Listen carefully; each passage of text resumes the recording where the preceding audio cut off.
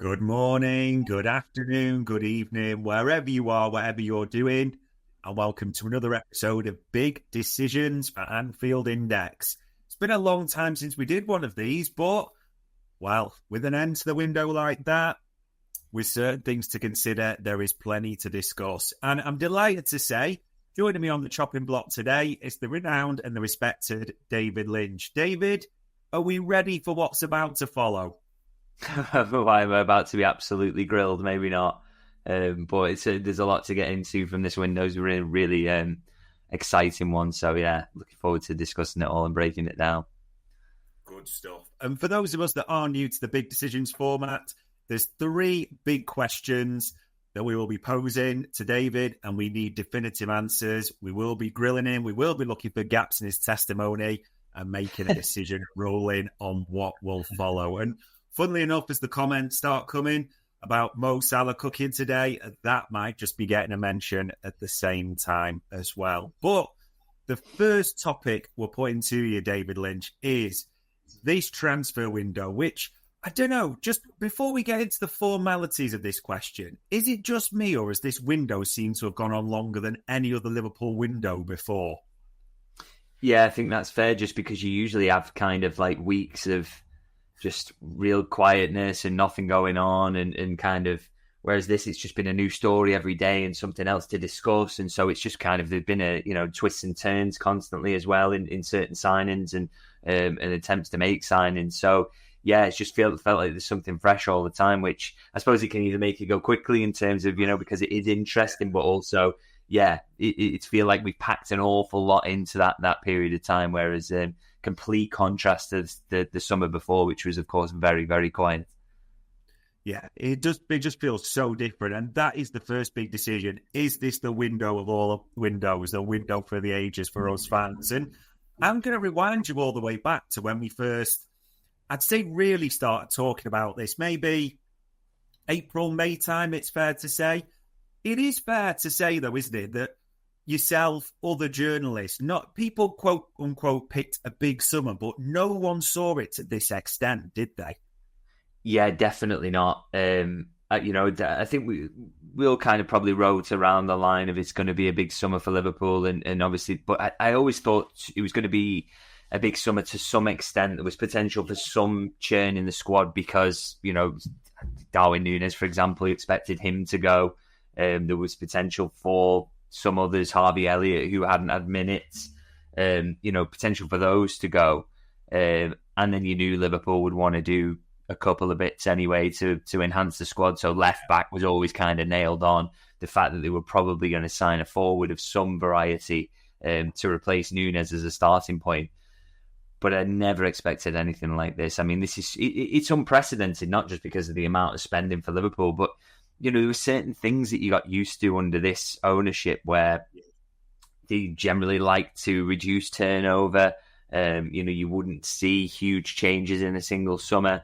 So you felt like those were kind of things that you'd learnt about this ownership, and Michael Edwards back in place. So it's probably going to be run in a very similar way to before. But obviously, it's just been like nothing we've ever seen, really. I mean, so many sales that you kind of didn't expect. I mean, Jarell Quansah, for example, is a good example in that, you could have made the case quite easily for him being sold in terms of, and I know the ambition on his side was to go out and play, but it was just the fact that kind of you were gonna lose Trent, you were gonna lose Jarell Quansah from the same defence in one window. Harvey Elliott had similar concerns about playing time, and he also went. I just think it's just this sheer extent of it all, really, is that I just did not think that they would kind of address all those issues in one go, that they would let Jarell Quansah go, that they would let Harvey Elliott go in the same window. It's just very, very unlike what we've seen before. I think if Jurgen Klopp was in place, we wouldn't have seen as much. I think he would have convinced at least one of those two players to stay and given promises about minutes or whatever. That has just not been the case. And so, when you start to kind of add up those departures, those players need replacing largely. And so what was already going to be, you've got a couple of signings you want to make at the very start of the window. It starts to add up to 3, 4, 5. And then just because of the extent of the outgoings, it started becoming 6, 7, 8. So absolutely crazy, really. And yeah, just so much bigger than the big summer we predicted, really. So, yeah, pretty remarkable. And it is important to bring this into the mix because you did say in his right to as well. And Paul Joyce tweeted this, a couple of days ago to say, and obviously when mentioning Harvey's sale, just those figures that they've sold this summer, 236 million guaranteed, and it could go up to 262 with add-ons. And adding in last summer, if you put on add-ons, 324.5 million. Liverpool have bought well, but they've sold brilliantly, haven't they? Absolutely, and you can say, when anyone kind of questions how are Liverpool doing this, well, it's kind of just written down right in front of you there. We can talk about the fact that the club's been turned around commercially. We can talk about the fact that there's no drag from infrastructure projects, and in the case of the two new stands, those infrastructure projects are actually delivering money now. That's for part of the picture, but the biggest part in terms of the size of the outlay is just written in black and white there. It's that Liverpool have sold incredibly well, and they're not doing a Chelsea either, where it's kind of, swapping one player of a certain quality for a player of a similar quality. They've sold key players, but they've replaced them and improved the quality. So it's just been just an unbelievable window for Liverpool, and just the culmination of kind of 15 years of hard work in terms of getting the squad into this position, getting the smart decision makers in place. As I say, all the kind of off-field stuff coming together, and then kind of years of being a side that consistently challenges for trophies. That allows you then to challenge for the top players and try and sign them. So, like I say, I just feel like it's been this window has been kind of 15 years in the making, really. And every good decision that FSG have made, and there have been a lot of them, and a couple of bad decisions as well, but a lot more good decisions.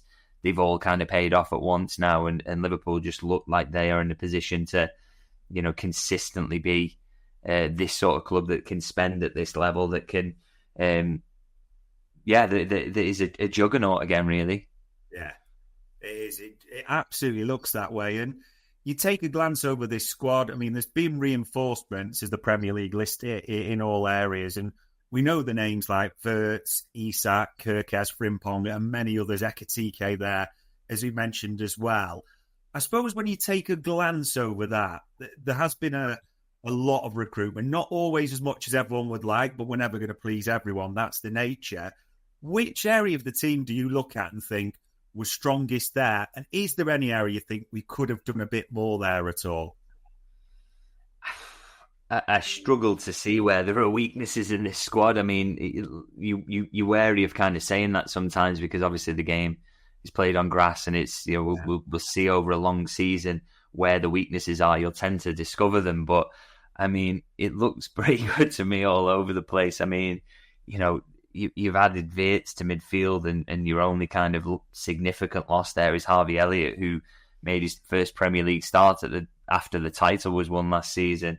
You can also include Wirtz almost as a forward, and what he brings creatively, and goals and assists that he will bring as well.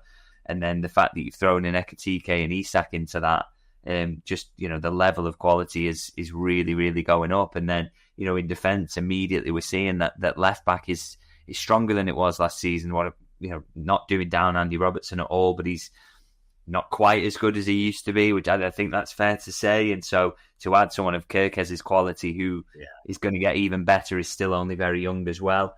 You've added Frimpong at right back is a smart signing, and he's very different to Trent Alexander-Arnold, but looks like he's going to bring an awful lot. So it just looks like a very good squad. I think your small question marks are, it would have been nice to upgrade Joe Gomez on the final day, wouldn't it? Not to upgrade Joe Gomez, the player, but I mean, upgrade the fact that he does pick up injuries, and that's a little bit of a worry that you have. That would have been nice to maybe swap him for Mark Gay, although, Joe Gomez would be missed because what a loved player he is and a great lad. That might have been decent. And we will find out, won't we, a kind of what happens on that left-hand side and how that whole thing shakes out, and whether Liverpool do miss having that Diaz-Gakpo thing. But, you're picking holes at the moment that maybe aren't there. So we will see. The proof will be in the pudding, but I think on paper that is, and a stress on paper, that is surely the best squad in the Premier League, surely. Yeah, it does look that way. And this is a proper first world problems, because it's being greedy, but we all wanted this. naturally we had the Mark Gay situation. It looks like Palace pulled the plug. The player was there in the Liverpool offices all waiting to do everything and complete that. How much do you think this will buy in terms of, and we're saying maybe the first 6 months of the season, because we don't know if they revisit it in January as well? Yeah, possibly not at all, to be honest, because I just think, I don't know what this kind of obsession is with saying Canate is now completely useless, having, been part of the best defence in the country last season, and, a side that for me would have won the Champions League if not for coming up against PSG when he did. I just think the first team and that defensive option there is absolutely fine. And if Joe Gomez can stay fit, and that's the big question mark. Can Joe Gomez stay fit to give you an option there? He's a really, really good defensive option. We don't know about Leone. He's a really unknown quantity, isn't he? But it's all this talk about like Gay was going to come in and absolutely be a nailed on starter. I'm not entirely convinced that that's the case, to be honest. So and if he is eventually, and he's going to come in and boost the squad in January, then I don't have any concerns whatsoever that Liverpool can get by till then. The one thing I would say on Gay is you can't guarantee that Liverpool will go for him in January, just because it seems like why would 3 months pass and they don't want him anymore? But football's a bit like that, really. Like sometimes things change all the time. Leone might be further along than they maybe realised when they bring him in. Liverpool wanted Zubamendi, and then they don't sign him, and then Gravenberch becomes what he becomes, and then all of a sudden Zubamendi comes to the Premier League and it's not with Liverpool. So things can shift, and it can shift really quickly. So I wouldn't really make any guarantees that he comes in January, but if that is a goer and he does, then no doubt be a boost to Liverpool's defensive options. But the idea, and I saw it was Jeff Stelling was discussing it on TalkSport, the idea that they're completely useless at the back without signing Mark Gay. Did anybody watch Liverpool last season at all? They were pretty good defensively, you know what I mean? Like underlying numbers, actual numbers. They would have had the best defensive record in the league if they hadn't kind of clocked off 4 games early.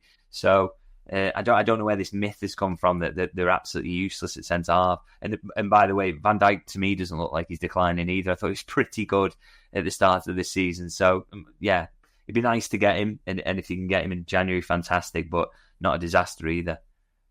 Yeah, I didn't really get that Jeff Stelling bit, because he was doing it and saying how bad Liverpool were after they just kept a clean sheet against Arsenal at home at the same time as well. But, different people, different opinions. And yeah, I think you're right. Ultimately, it will come down to what happens to Joe Gomez. And it's important because a few people had asked around this. Canate, because we talked about this on the last Media Matters, seems all good, doesn't he? It was just cramped by all accounts, and then he's back to normal, if I'm right. Yeah, that's a boost, because I thought he was right back to his best against Arsenal again. Just like criticism way over the top as usual about everything really in football is that, he had a dodgy first 2 or 3 games in the other season, and he's completely written off as an absolute liability. But I thought against Arsenal he was really, really good, and thankfully just cramped because he was putting a lot of work in and played really well. And yeah, good to see it's nothing serious, and that he'll be back to hopefully just continue starting games for Liverpool at the other side of the international break. Yeah, touch wood on that. And I suppose to finish it off, this is probably the easiest of the 3 questions I was going to ask you. This is a Liverpool window for the ages, isn't it? It is the best one we can really remember in recent times. It's the most exciting one, I think, in terms of the names. And if anyone had said to you at the end of last season, Florian Wirtz and Alexander Isak, I mean, scrap all the rest, but just those 2 in particular are going to be added to this team and going into a side that's defending champions, is just blowing your mind, wouldn't it? So, plus everything else they've done on top, which is, everybody else they've signed also looks like a really clever signing. It's very, very exciting.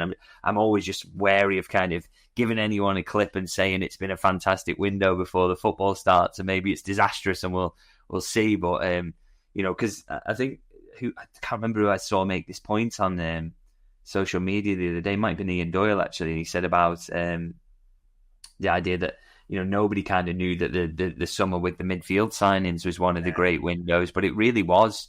Szoboszlai, Endo, McAllister, Gravenberch, what an unbelievable window that was. Every single one of those a hit. I know Endo doesn't play all the time, but he's been a really good servant so far. So yeah, we kind of have to wait to judge the window, but certainly on paper, wow, blow my mind and been much bigger and more impressive than I ever imagined. Yeah, it is unprecedented. But as you said, what does it translate to on the pitch? We'll have to see on that one.